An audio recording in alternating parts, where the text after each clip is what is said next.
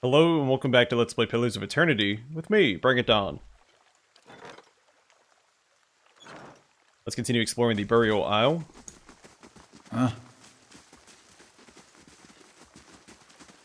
Slowly now.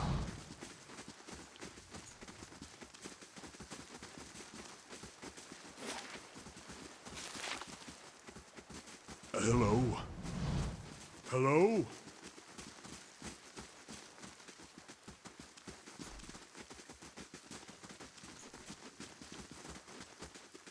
I guess we'll also plunder its dead.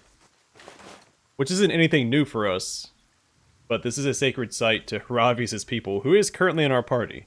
So we'll see how he reacts. Last Blade of the White Forge, which isn't true.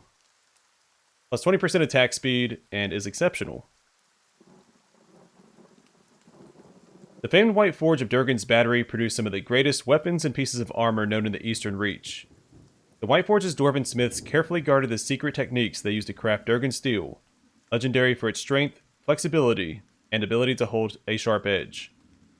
When Durgan's Battery was overrun by an unknown force, the fires of the White Forge went dark, and the secrets of Durgan steel died with its smiths. The owner of this sword was an Orlin from Twin Elms, who claimed he found the naked blade near the skeleton of a dwarf in the foothills near Stalwart. Many were skeptical of his claims that it was a Durgan steel blade, but it bore the maker's mark of the White Forge. The Orlin had artisans from the Fisher Crane tribe create guard, grip, and pommel to dress the blade, resulting in its unusual appearance. The proud owner's luck did not last long. He went missing somewhere near Elmshore shortly after receiving his finished sword. Many locals believe that he had been killed for his prize, but neither he nor his weapon were ever seen again.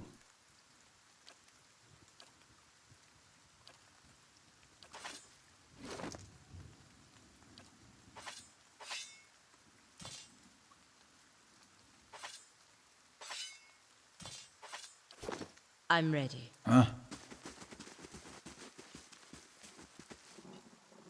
flavor text doesn't make a lot of sense considering it's buried on the Burial Isle for Twin Elms.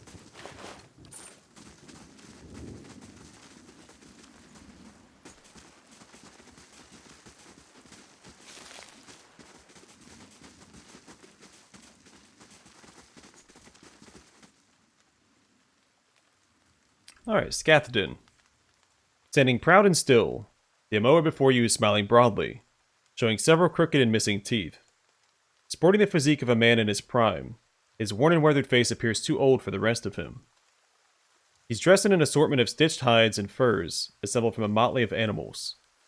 Dangling from his belt are a series of grisly scalps, braided lengths of human, Adiran, Dwarven, and Orlin hair woven around finger bones. He sizes you up with a grin, but his gaze quickly locks with Hiravias, and he tilts his head as he examines the Orlin head to toe.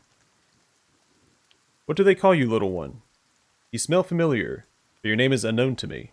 I am Hiravias, child of the Fisher Crane, adept of the Hawk and Ivy, wanderer of Eretha. Too formal? Hiravias steps forward and folds his arms across his puffed-up chest. His voice is loud and triumphant, though as soon as he's done introducing himself, he takes a step back and whispers to you. The man ahead of you clears his throat. A feline rumble comes from his chest, and for a moment, his hair stands perfectly on end. Hiravias. Fitting. He holds out his right hand and flexes his fingers.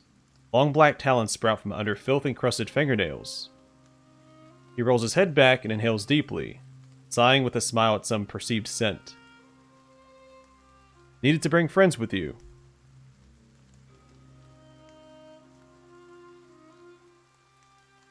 You remain silent, but watch them both. You allow your eyes to relax until your mind is attuned to the invisible hum of souls. The Amoa projects a dizzying display of red, gold, and orange. Autumn halos surround his massive form. Where his feet touch the ground, you see a network of roots and veins that trail from his feet and sink deep into the earth. Turning to Hiravias, you see glowing roots have emerged from his feet, appearing as mirror images to the tendrils radiating from Scathedon. These roots of soul energy meet between the two men, then snake deep into the earth in one twisted root. You sense that these men have distinct souls, but only one shared past. The two men are a splayed fork in an otherwise unbroken line. The two of you share the same past, though you carry distinct souls. A shared past. Scott then scratches a patch of fur on his cheek.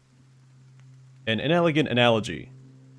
What I was in my last life was diminished in my cycle of rebirth, squandered so this runt could have life. Runt.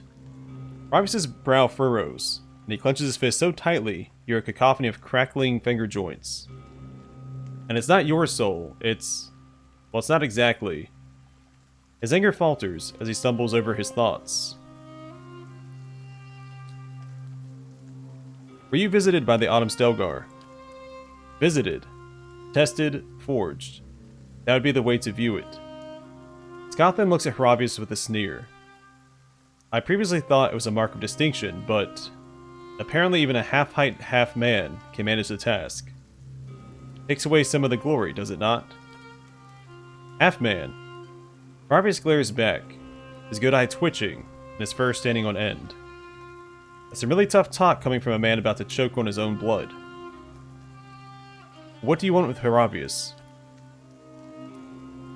Same as he wants from me, no doubt. Completion. He exhales slowly, eyeing Hiravias as his nostrils flare. Gallowayne gifted us both with the stripes of a true predator. It is our purpose to erase the weak, ensuring only the strong proliferate. He mashes his fist together with a meaty thud. We must honor our god. He looks at Hiravias' eye patch and shakes his head.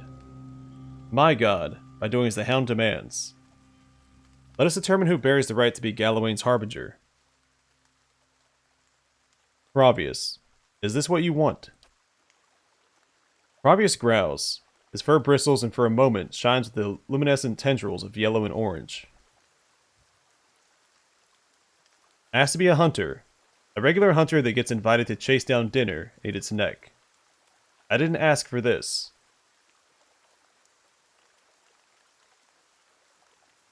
You asked Gallowayne for strength, and you're angry you got more than you wanted. I suppose you're right. His face turns red at your comment, and he looks down at his feet. I lack strength, and I ask Gallowayne for help. And the lesson he taught. Don't ask. Take. His hand darts about his tunic, retrieves his rusted iron hound amulet from the recesses of his pockets. I was mad at Gallowayne. I should have been mad at myself. I was gifted with power. Great power. And I simply squandered my energy resenting the cost of that gift. Losing contact with my tribe was the price I had to pay for demanding power. See, I don't like this option either. I hate how we have to choose between the two gods. I wish there was a middle path. But I'm wondering if Weil was the, quote, good path for Hiravias. He runs his thumb across the embossed metal icon of Gallowayne, his nail scraping aside a decade of rust and muck. My watcher friend. His voice is low, almost rumbling. I need to settle this matter. And with that, he leaps towards Skofton.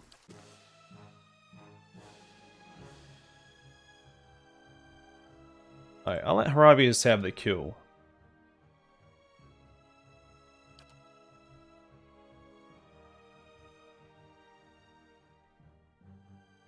Where they following your lead.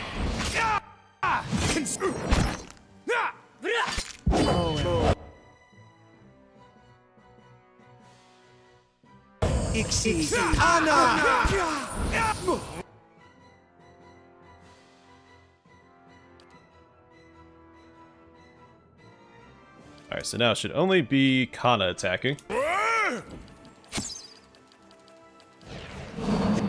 course, we can land his hits.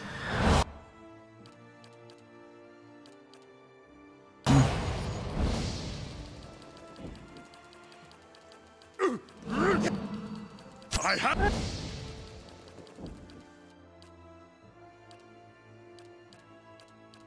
I'm ready.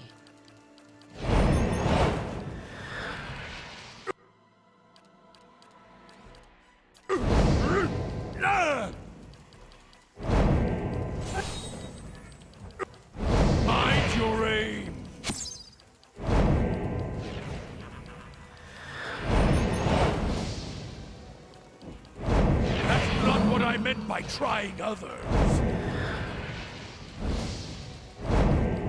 I have them!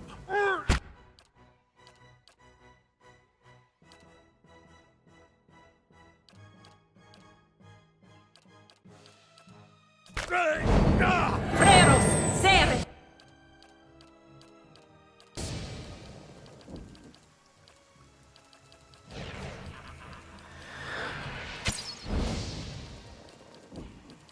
Alright, take your time, Kana.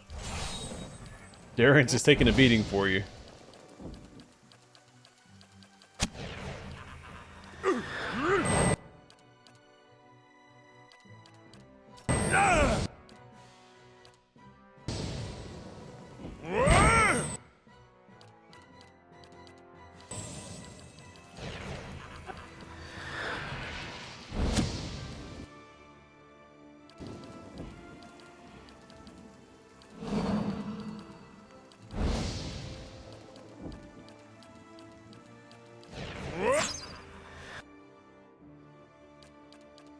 Alright, one more left to go. I'm ready. Hopefully this is the last we have to worry about grinding out soulbound weapons.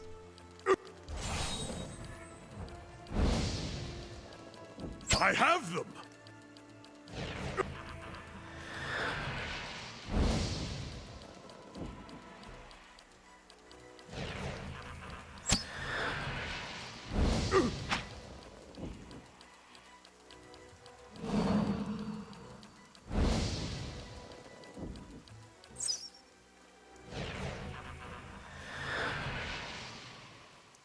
Alright, it's complete. Oh, wow.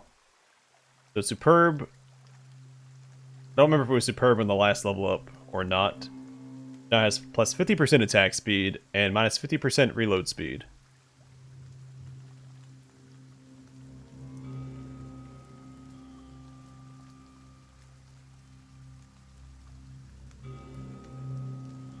Alright, so I think it's just the last two verses. Ropes around his ankles, and up went sad Pharaoh. Hang from the mast and call him rigging. Away went her saber, now came her crossbow. Fill him full up until he's jigging. One-eyed Melina from one-walled Palmina. Hey-ho, and a hard lass she was. She traded his obols for a quiver of cold bolts. Hey-ho, and a hard lass she was.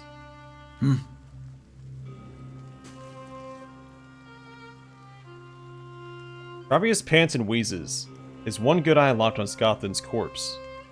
Blood and sweat drip down his fur, and he rocks back and forth in the balls of his feet, as though expecting the body to stand back up.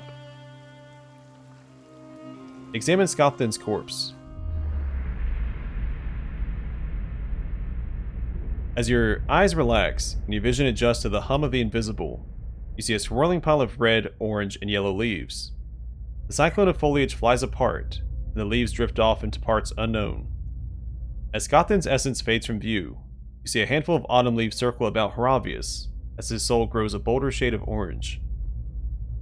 How do you feel? Excellent. I endured Galawain's trial, and vanquished my equal.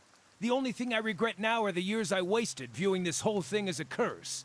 The ostracism was, no doubt, just another way of Galawain forcing me to be stronger. Hiravias slowly nods and smiles. He says after a long pause. He paces several times around Scotland, his gait proud and relaxed. Are we done here? Almost. We thank thee, Galawain, for guiding our hunt. For today we grow strong off the flesh of the weaker. I think we're done here. He says as he kneels before Scotland's body, bows his head, and quietly chants. You barely make out his solemn words. He stands up, straights his tunic, and smiles at you with a nod. Before the vultures get to him, figured I should take a reminder. As he starts to walk away, he abruptly whirls on his feet, muttering. He walks over to Scotland's corpse and places his hand on the dead man's mouth and tugs with all his might. Tendons and cartilage rip and tear with wet, grisly eruptions of blood until at last, the mandible is torn free. He says with a blushing smile as he examines his blood-soaked trophy. Yeah. Got Trader's Merit. It's a unique poleaxe. Exceptional.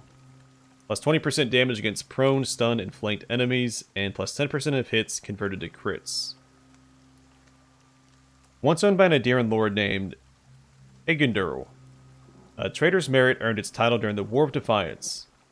Igandurl's troops, beaten and shattered by Hadrit's forces, knew they were on the losing side of the war. Igandurl called for parley and struck an accord. His soldiers would take up arms for Hadrit in return for clemency. Igandurl then turned his weapon and his remaining forces upon his former allies, flanking them as they focused their attention upon Hadrit. Caught unawares, the Imperial forces suffered terrible losses during the ensuing chaos. Despite his efforts, neither Igandurl nor his troops lived to see the end of the war. His infamy, however, survives, and he is not fondly remembered by those on either side of the conflict. Yeah.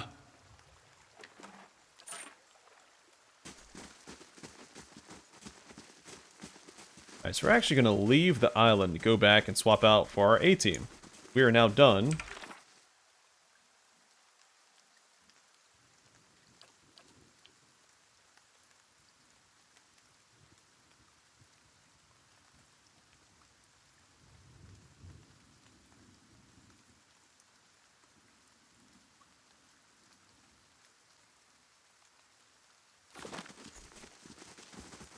I forgot about Sagani's quest.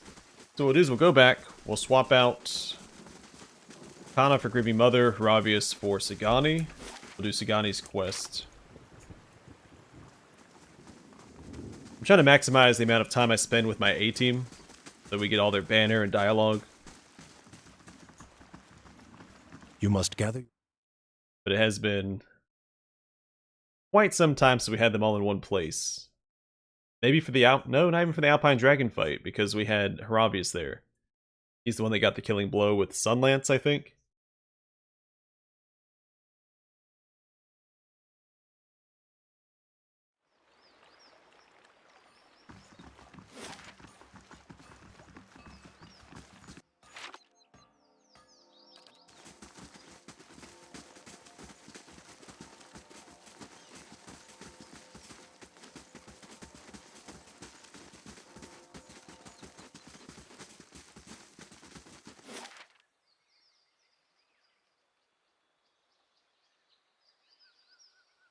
I actually think it's faster to Cadnua to swap out. So if I go to Hearth Song to the Tavern, that's 2 loading screens versus 1 just to get to Cadnua real quick.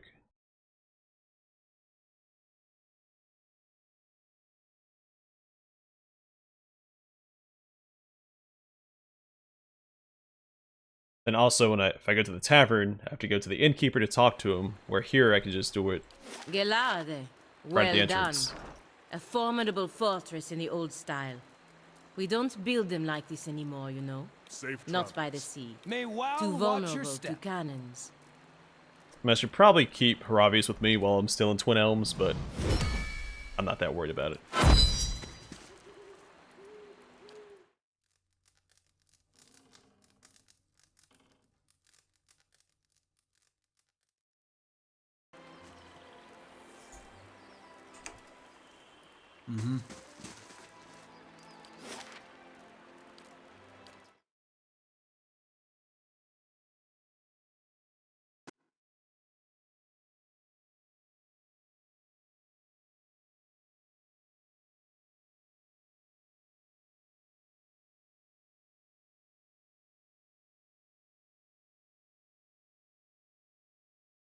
The figurine.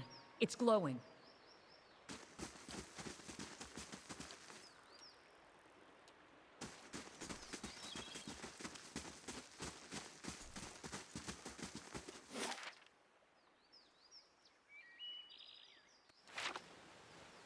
Everyone up here. We'll clear that out real quick, and then we'll see about tracking down. Let's see.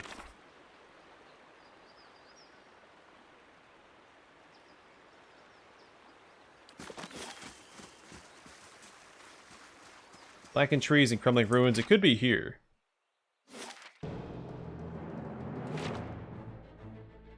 Oh, hello there. My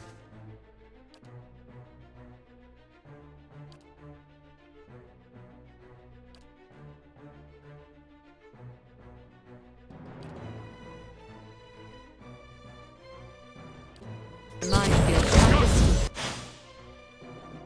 That's it! My mind feels sharpest.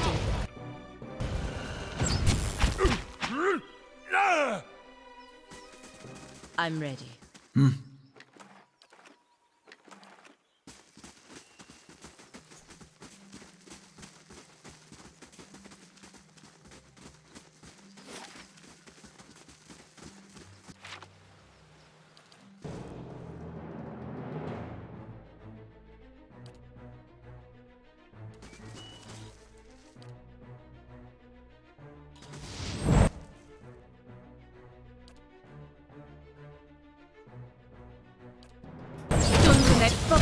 So enemies have respawned. That's it!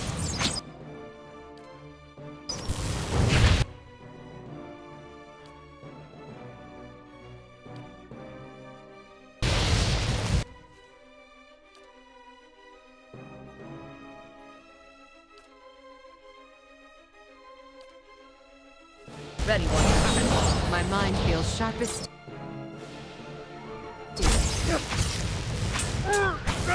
Let's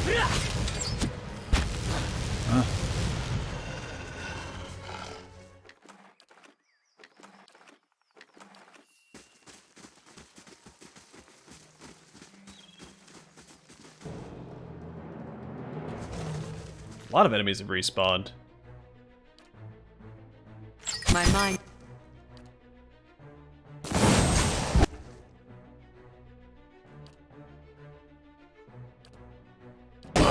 got you!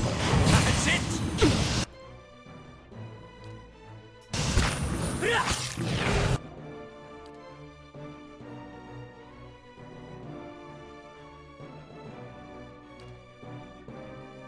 Ready, one. My mind feels sharp.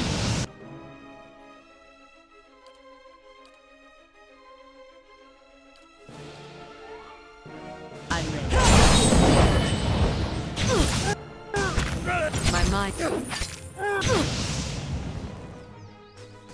Your aim could use some improvement.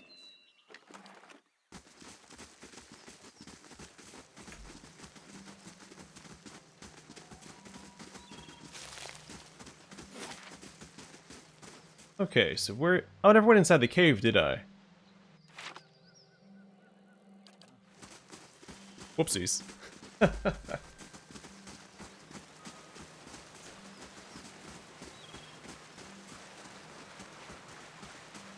Sure.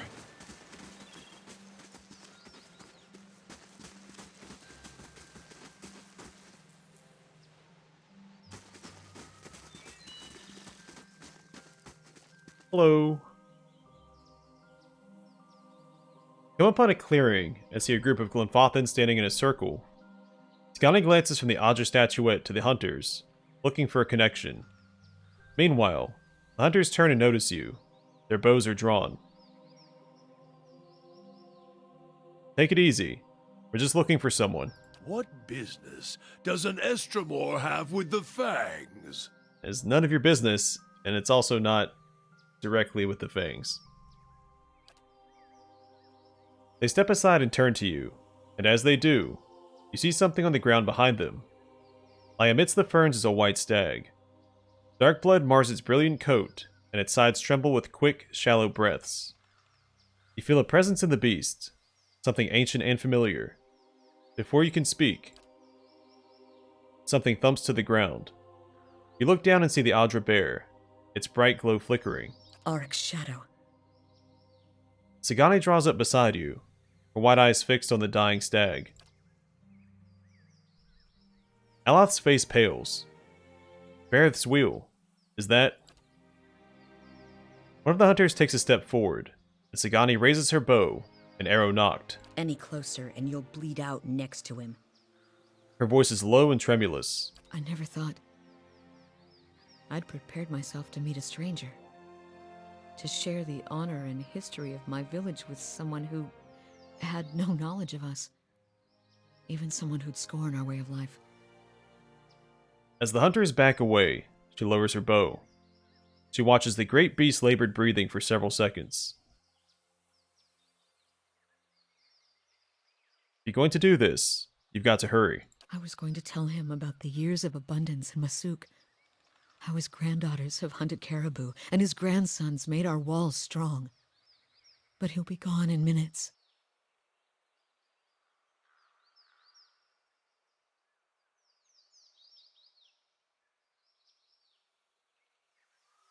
I mean, she would know better than I, so yeah, trust your instincts. He must know that Masuk remembers him. She takes a deep breath. She kneels by the fallen stag. Placing her hand on its head, she begins speaking. She tells Persak of prosperous decades, of the grain trade that sustained them through long winters. She recites the stories told about him, and speaks of the new elders who have followed in his footsteps. The stag takes a final shuddering breath and falls still. If you've finished your chanting, we need to get to work before the meat spoils. Really gave him just a bad guy voice. As Sagani rises, one of the hunters turns to her. Have you no respect? A great soul inhabited this body. She looks up, horror and anger bright in her eyes. She takes the lusterless Adra figurine. And it's gone now. What's left is our kill.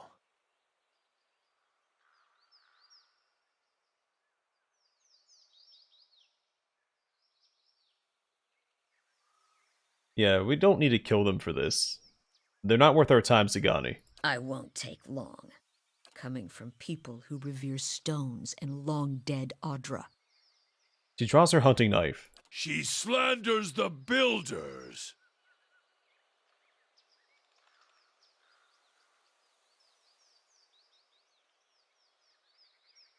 So I could intimidate, or I could pull up. Let's do this, since we have... I spent all that time building the reputation with him. Are you so quick to forget all I've done for the Fangs? Very well. We leave you in peace, then. Hunter gives you a grudging nod. Yeah, sorry, Yeah. Sagani, but...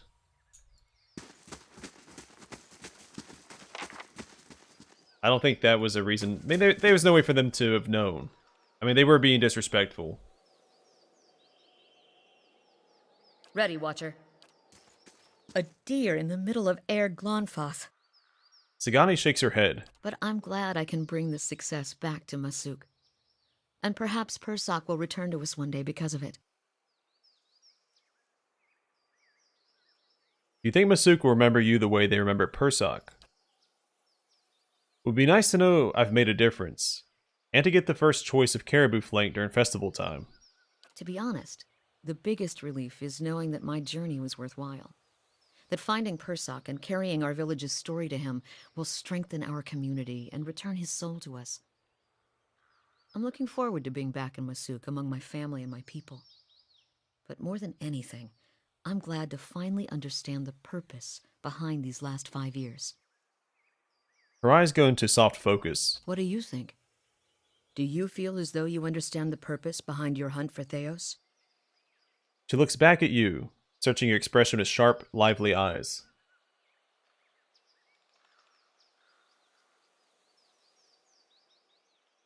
Yeah, I need to know what happened in my past, and why it haunts me now. Those reasons can make all the difference. I hope they're useful to you. Me too. It's been an entire game pursuing it. Anyway, Theos isn't getting any closer. I suppose we'd best keep after him. She dusts her hands on her trousers. I'd like to ask about something else. Nothing. Okay. Yeah, because we never did this bounty. Yeah. In we go. And we can wrap this up quickly.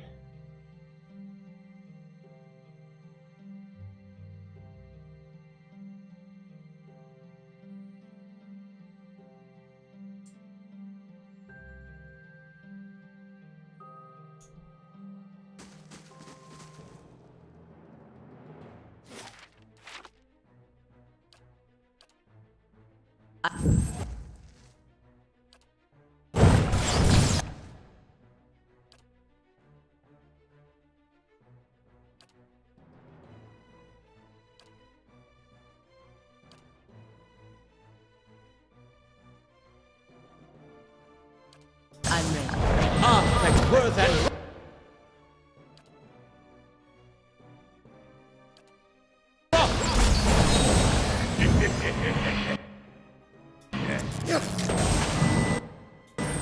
That's it!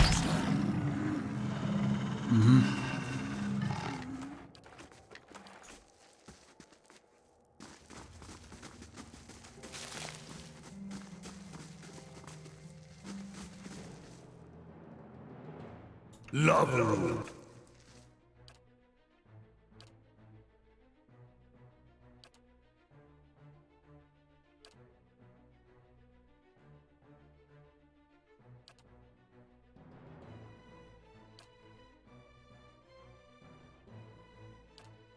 Beyond.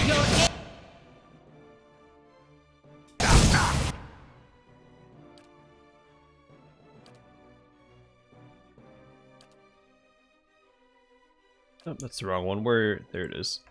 Okay.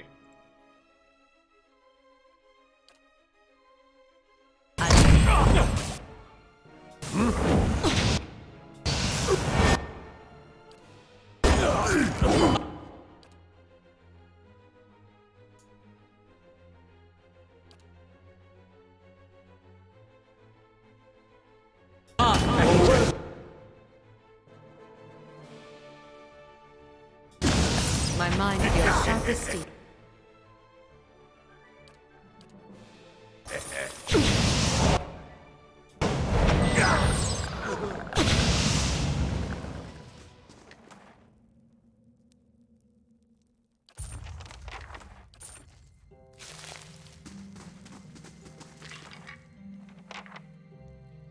I've seen those before. Nice and quiet. Nothing else new. Fantastic. Okay. I'm gonna call it here. Next episode, we'll leave the cave, leave Northwild, go back to Cadnua, swap out Sagani for Adair. Finally have our A-team back. Make sure I didn't miss any other quests. Yeah, so we'll go back, we'll probably swap out for Adair, and maybe go ahead and start the Battle of Yenwood Field. That'd be a good place to pick up next time. But for now, thanks for watching. Hope to see you guys in the next one.